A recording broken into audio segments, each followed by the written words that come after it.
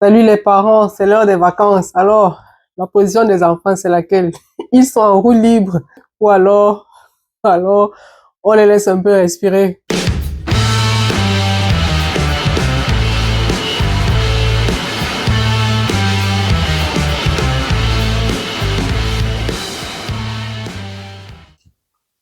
Salut à tous, bienvenue sur la chaîne Potential and Mindset. Je suis Priscille Atanganambida et sur mes réseaux sociaux, j'ai pour mission d'amener les femmes à croire en leur talent. J'ai pour mission d'amener les femmes à croire en leur potentiel. Je voudrais que l'argent ne soit plus un problème pour les femmes. Je voudrais que les femmes débordent de confiance en elles. Je voudrais que les femmes réalisent toutes les choses qu'elles croient impossibles et qui pourtant sont à leur portée si et seulement si elles décident de croire en elles.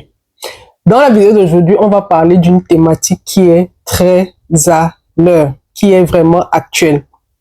Qu'est-ce que vous allez faire de vos enfants pendant ces vacances? Là, je voudrais parler des habitudes, des routines que vous avez mises sur pied pendant l'année scolaire. Qu'est-ce que ces routines-là vont devenir pendant les vacances?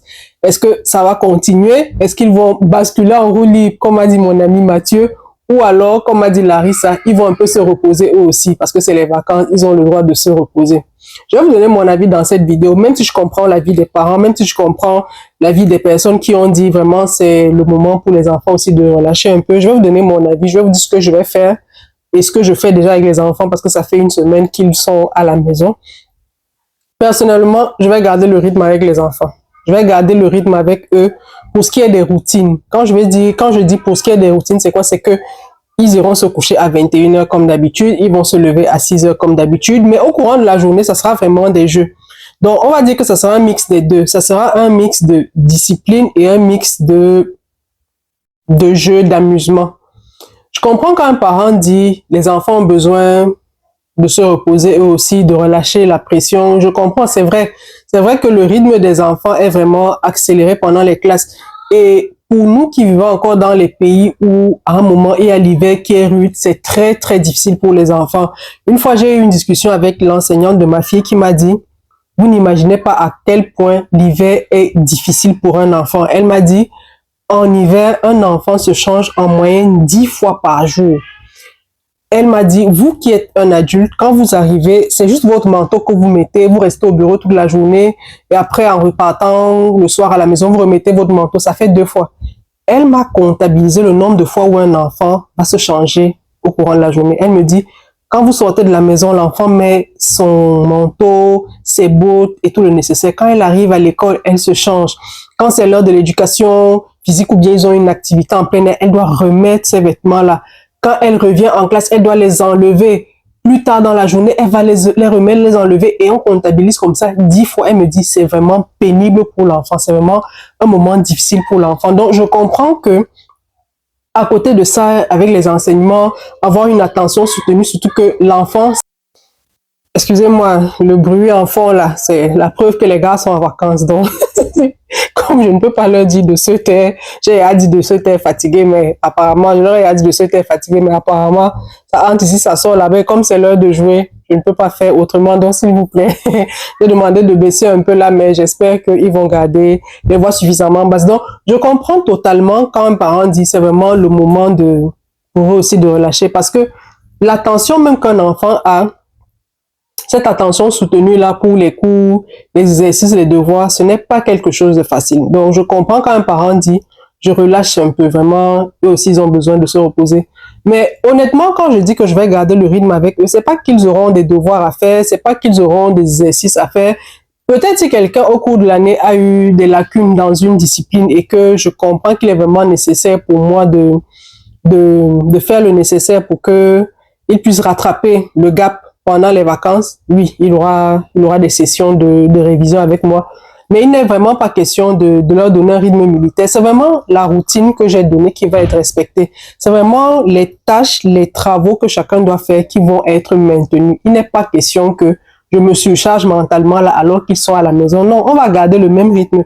Et comme je l'expliquais à une amie, ce rythme-là, je ne le garde pas parce que je voudrais, c'est pas une forme de punition, non. Je le garde parce que, pour moi, la discipline qu'on inculque à un enfant, c'est pas une contrainte. C'est pas une contrainte. C'est-à-dire, je ne la vois pas comme quelque chose qui fait du mal à l'enfant. Je la vois plus comme quelqu'un qui fait comme quelque chose qui fait du bien à l'enfant. Je la vois plus comme quelque chose qui va aider l'enfant demain. Je me dis, si je mets juste la discipline des heures de réveil et de coucher pendant les classes, est-ce que l'enfant ne va pas grandir en se disant, il y a un moment pendant lequel il faut être discipliné, un moment pendant lequel il ne faut pas être discipliné. Et au-delà de ça, je me suis posé la question, mais qu'est-ce que ça enlève à l'enfant de garder cette discipline-là pendant les vacances? Ça n'enlève rien, puisque tout au long de la journée, ils s'amusent, ils vont au parc, ils font leur jeu, ils mangent, ils prennent des goûters. Qu'est-ce que ça enlève en fait? Au fond, j'ai regardé et je me suis dit, non, si c'est vraiment une habitude que je veux ancrer sur le long terme, si je ne veux pas avoir un rush, parce que si je lève l'aspect de lever à 6 heures du matin et de coucher à 21 heures, là, si je lève cet aspect-là, il y a de fortes chances que, à la veille de la rentrée, 2 semaines avant la rentrée, que je me retrouve à courir pour réajuster. Oh, je ne voudrais pas faire ça. Je ne voudrais pas avoir à courir pour réajuster. Je ne voudrais pas avoir à courir pour qu'on reprenne ces habitudes-là. Je voudrais que ces habitudes-là soient déjà vraiment installées, de sorte que à la rentrée, ce soit naturellement qu'ils se lèvent à 6 heures. Je vous prends un exemple. Hier, ils se sont couchés à 21 heures et aujourd'hui, ce matin, ils se sont levés à 6 heures. Et si on avait fait l'erreur de les laisser se coucher alors ils auraient envie de se coucher, c'est-à-dire à 3 heures du matin, quand les yeux sont fatigués de regarder la télé, je vous promets que ce matin, j'allais voir le premier se lever à 12 heures. Oh, je ne veux pas ça. Je voudrais qu'ils prennent déjà cette habitude-là, cette discipline de vie, d'avoir 1 heure de lever, d'avoir 1 heure de coucher, d'avoir en esprit qu'ils ont une activité à faire, ils ont des travaux à faire selon leur âge. C'est pas, on les surcharge pas. Celui qui peut changer le savon aux toilettes va changer. Celui qui peut remplacer le papier toilette va remplacer. Celui qui peut balayer va balayer. Celui qui peut apporter les lingettes à maman va apporter. C'est vraiment ça que je voudrais leur inculquer. C'est pas, je voudrais pas les opprimer. Et je partage ça justement parce que je me dis, il y a certainement un parent qui est en train de se dire, voilà les vacances et qu'est-ce que je fais des enfants? Non. Personnellement, je vous recommanderais maintenir la discipline. Maintenez la discipline, ça va vous aider vous-même à la veille de la rentrée. Ça va faire en sorte qu'à la veille de la rentrée, vous n'aurez pas à corriger 3 mois de lâcher prise. Vous voyez un peu? Ça, comme ce sera déjà une habitude pour eux, ça va pas être difficile pour vous de venir encore leur dire, levez-vous à 6 heures du matin, couchez-vous à 21 heures. Ça sera une habitude. Et si au courant de la journée, ils font vraiment des choses qui les détendent, ils font des choses qui sont vraiment en rapport avec les vacances, je vois pas où est le mal en tout cas. Donc, je partageais vraiment cet avis-là avec les parents pour que peut-être ceux qui ne se sont pas posé la question, essayent d'y réfléchir. Qu'est-ce qu'on va faire des enfants pendant les vacances? Est-ce qu'on va casser la discipline?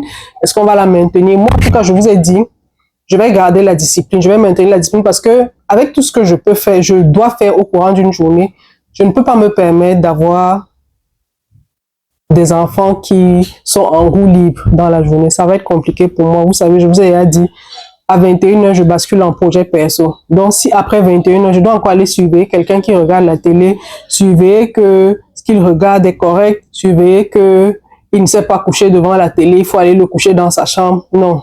Mes projets, même perso, vont en prendre un coup. On est parents, c'est vrai, mais ça nous fait aussi plaisir de faire des choses qui nous mettent bien. Donc, c'est un avis que j'ai voulu partager avec vous. Dites-moi dans les commentaires, qu'est-ce que vous ferez des enfants pendant les vacances? Est-ce que vous avez des activités que vous mènerez avec eux? Est-ce que vous avez des travaux que vous allez faire avec eux? Est-ce que vous avez un programme que vous avez déjà établi? Mais surtout, question de discipline. Est-ce qu'ils vont garder la discipline de la période des classes ou alors, non, vraiment, ils se lèvent quand ils veulent, ils se couchent quand ils veulent, ils travaillent s'ils veulent? Laissez-moi savoir, ça me fera plaisir.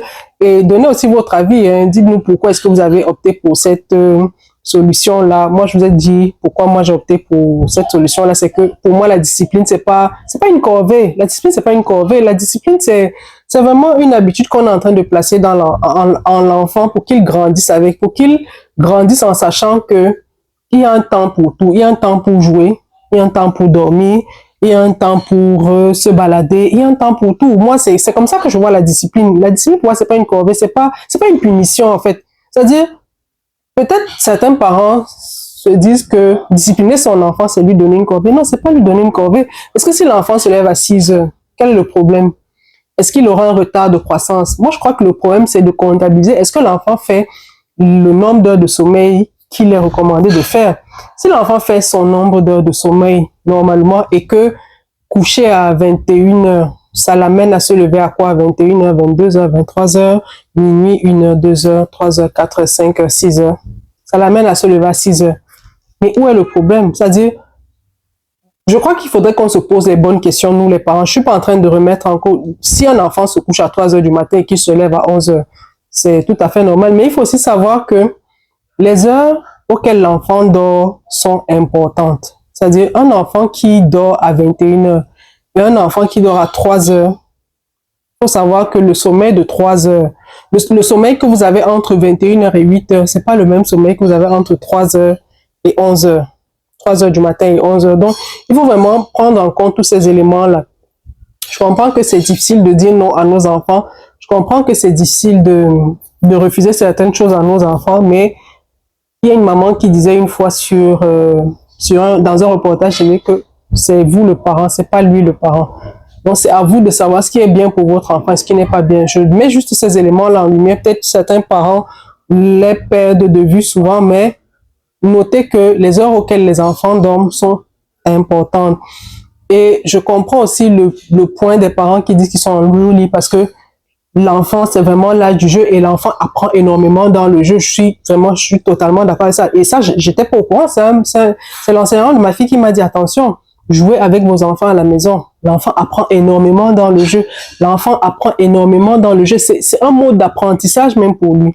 Le câlin même, les contacts physiques avec vos enfants, c'est très important. Donc, je remercie les personnes qui ont contribué à ce poste-là et m'ont permis de voir aussi que oui, même si on va les garder disciplinés, il faudra mettre une part belle au jeu. Et j'ai donc inséré dans le programme des enfants la part belle au jeu. Ils passent énormément de temps en activité récréative, mais ils savent que à 20h30 là, on arrête tout.